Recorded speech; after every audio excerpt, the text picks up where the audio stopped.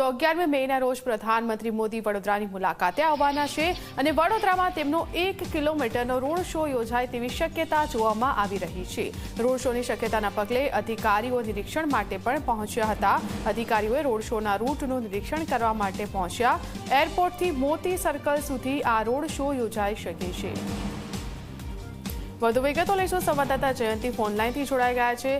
જયંતિ, પ્રધાનમંત્રીના રોડ શોનું આયોજન થઈ શકે છે, શું તૈયારીઓ ચાલી રહી છે?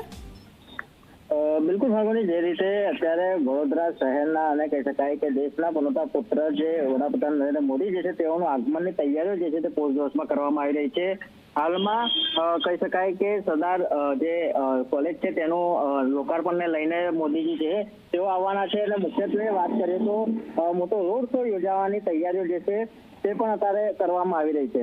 હાલમાં મ્યુનિસિપલ કમિશનર સહિત પોલીસનો કાફલો જે છે કે તે રોડ શો એરપોર્ટથી લઈને મોટી સર્કલ સુધીનો જે રોડ શો થવાનો છે તે રોડ શોનું નિરીક્ષણ કરવામાં આવ્યું છે। ખાસ કરીને આ જે રોડ શો થશે તેમાં મોટા પ્રકારની જે વ્યવસ્થાઓ જે છે તે કરવામાં આવશે। સાથે સાથે જ વીએમસી દ્વારા પણ જે અનોખી પ્રધાનમંત્રીનું સ્વાગત જે છે તે કરવા માટેની વ્યવસ્થાઓ જે છે તેને લઈને કહી શકાય કે આજરોજ મ્યુનિસિપલ કમિશનર અરુણ મહેશ બાબુ દ્વારા રોડ શોની જે નિરીક્ષણ જે છે તે કરવામાં આવ્યું હતું।